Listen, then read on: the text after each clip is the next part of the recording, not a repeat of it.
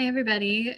We just wanted to recap our National Muslim Days on the Hill, which we've had this week in coordination between USCMO, the U.S. Council of Muslim Organizations, and the CAIR Network, specifically CAIR Washington, is who we've been representing this week. And I'm Brianna Auffray. I'm the Legal and Policy Manager and the Immigration Attorney at CAIR Washington. And I'm joined with Najma Osman, who is our Youth and Advocacy Coordinator here at CAIR Washington, as well as our new policy intern, Angelique Rodriguez. And both of these ladies joined me this week in our advocacy meetings with our congressional representatives and senators. And overall, I think we had a pretty great turnout and some really successful meetings. How do you guys feel? I think being able to actually meet our Congress members was really nice. And, we were super grateful for having just meeting the staff members, but for those meetings where our representatives actually showed up and talked to us, acknowledged us, and also acknowledged the different policy initiatives that we're pushing for, that really meant a lot to me. And it was great to see that they care about the work that we're doing and that they're hearing us out. For sure. I would agree. It was nice to actually be able to follow up with questions and actually be able to advocate and see that they actually care. So that was good. I liked it. Yeah, that is huge. We covered a huge number of topics for this one week event. We had about 30-minute meetings with each member, and during that time we covered, oh goodness, we did Palestinian human rights and advocating for a specific bill fighting for Palestinian human rights. We talked about global Islamophobia and Congresswoman Ilhan Omar's new bill that is trying to establish a global Islamophobia envoy position for our State Department. We talked about the No Ban Act and the attempt to recapture diversity visas in response to those who were harmed by the really painful xenophobic, Islamophobic, Muslim and African bans. We talked about the Dream and Promise Act, which is a huge effort to try to create pathways to citizenship for our dreamers and for our TPS holders. We talked about the George Floyd Justice and Policing Act. We talked about the For the People Act and voting rights. We talked about the Uyghur Forced Labor Prevention Act and the genocide that's happening in East Turkestan. We covered so many issues that are important to the Muslim community and to our community in Washington as a whole. Which issues do you guys feel like we got the most traction on? I think well, some of the issues, many of them were already co-sponsored by the congressional members that we were talking to.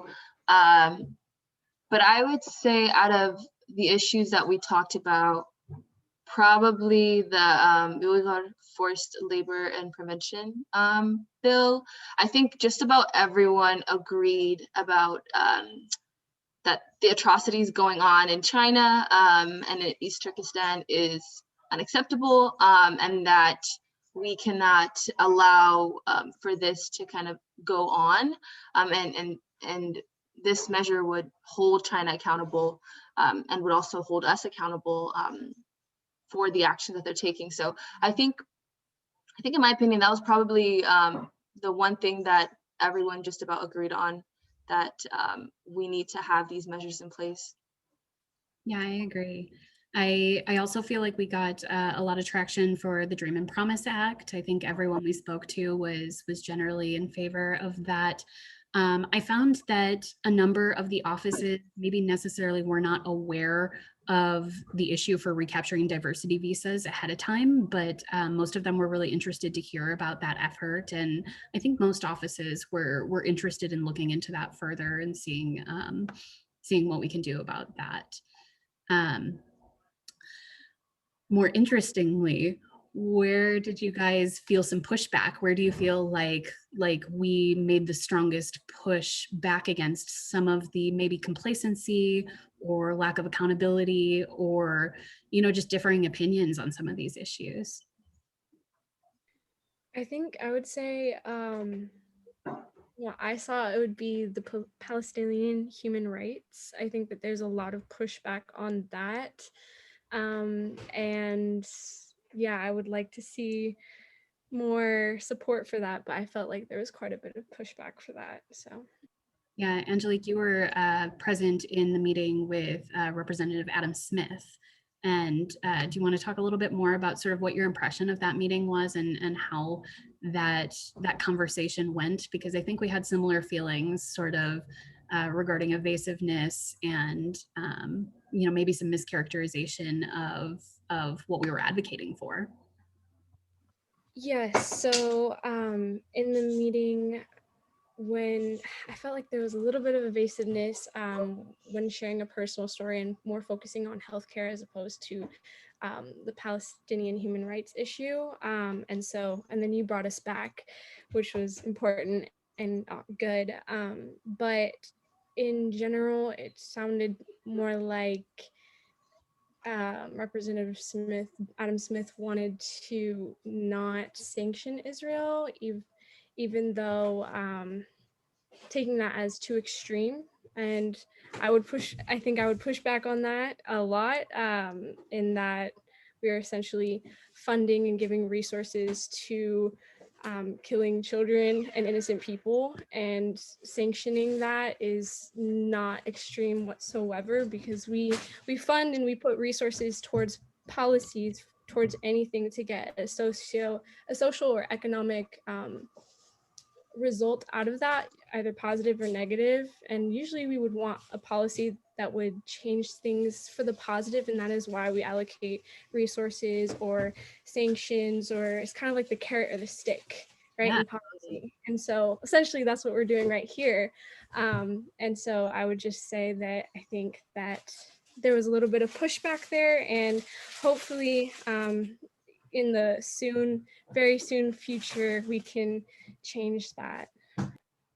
Yeah, totally agreed. Another thing that we heard on the Palestinian human rights issue, sort of as a response, was this idea that, you know, no, we're not against Palestinian human rights, but we do support Israeli self-defense. And those are two very different things. You know, we don't want anyone, you know, having human rights issues, but we do support Israeli self-defense. And so, you know, no, we won't send arms to Israel to hurt people, but we will send them to them for self-defense.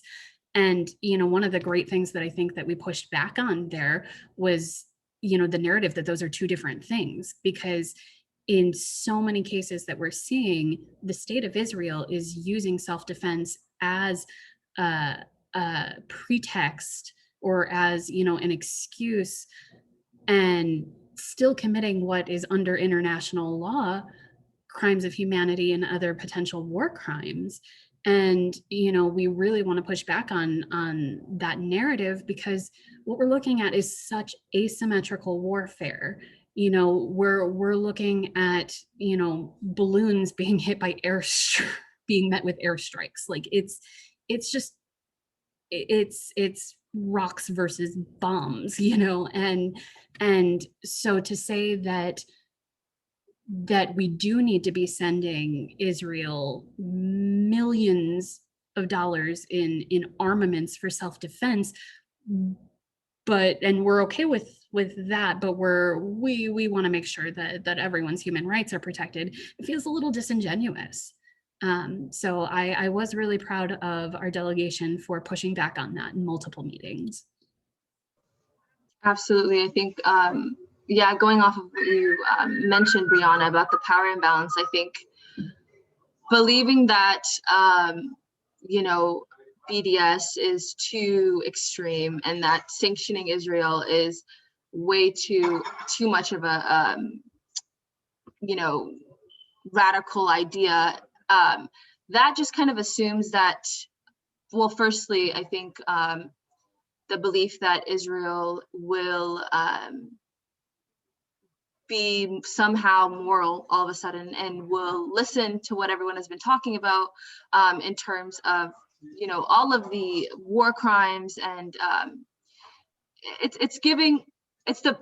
it gives and allows Israel, and I think the thought that Israel will be would kind of change its ways. But when you see decades of this torture and inequality, you can't, there isn't anything, nothing is too extreme when it comes to genocide, when it comes to ethnic cleansing, when it comes to you know, the mass displacement of people and the cutoff of basic human necessities, right? An open air prison, that's what they're calling Gaza and Palestine. And so when the situation is that dire, there's nothing that is too severe. The least we could do is stop our money from going and from hurting children. That is the least we could do. And so I do appreciate that, you know, we were able to have this conversation and able to push back, because there is no way you can be in the middle on this issue. And I think that's kind of some of what we were hearing, right? That like, no, we are for Palestine. We don't, you know, we're not in support of Palestinian oppression, but also we think that Israel should, you know, be economically reliant on us, despite the fact that they're using the money that we, you know, provide with their tax dollars to bomb children. So there is no gray area when it comes to this. And I think so many politicians are trying to be in the middle on an issue that you can't be in the middle when it comes to genocide. And you can't support Palestinian liberation and self-determination without voicing support for dismantling Israeli apartheid, right? And so I think that's kind of what we're hearing, and I'm glad that this is kind of picking up and more people are talking about it, and that we're holding these electeds accountable, because you can't be in the middle. Yeah, 100%, beautifully said. And I also think I hate that it's necessary to say, but I think it's also important to just underline the fact that BDS is still a completely nonviolent response to something that is horribly violent and just incredibly extreme. So again, the idea of calling this too extreme, too radical, too it blows my mind that we're still hearing this. So I certainly had the same impressions from every time we spoke about Palestine with our elected officials. I want to finish on sort of a high note. I think one of the greatest assets that we had in all of these meetings was so much community support in our constituents. We had so many incredible people speaking on these issues. Many of them for the first time. I think, you know, the vast majority of everyone who attended these meetings with us, these were their first congressional advocacy meetings. Maybe they've, you know, participated in MDAC with us before. Maybe they hadn't. You know, a number of people were in their first advocacy meetings. And I found it so heartening to hear how people were bringing their personal stories to these issues and, you know, showing their passion for it. You know, we all work together all week to train on these issues and the best ways to advocate for them. And, you know, as somebody who is really immersed in these policy issues and advocacy all the time, it really just means so much to me to hear from community members that this matters to them and see them get involved and see them pick up these tools that we're offering and use them in such an incredibly effective way. It's just incredible. And I hope that, you know, in the future, and particularly as we start getting back to in-person programming, that we can do more of that and share more tools and get more people involved, because the more that people, or more that our elected officials can hear from the community, the better. The more that they're going to be held accountable, the more that they're going to be reminded that their job is to serve us. They work for us, and it is their job to listen to us and what we want to see. So, likewise, it's our duty to tell them what we want to see. And I think our group did a fantastic job of that this week. So I'm really proud of everybody. Yeah, that was really well said, Brianna. I think that last point that you made is really important for people to know that, you voted for these people in office, and it is their job to hear you and to listen to you. So please reach out to your representatives, talk about the issues that you are passionate about. It is within your right, and they often love actually hearing from community members. So yeah. I would agree with what you both just said. I think it's like a common misconception that you have to be like well spoken and well put together and well educated, when really like policy affects every aspect of people's lives, and policy is often, when applied, is not going to affect every person equally. There's different ways in which it will affect certain communities more than other communities. And so really the stories that everyone was able to share were very powerful, and depicted how the policy actually looks on past paper, like in reality and in people's lives.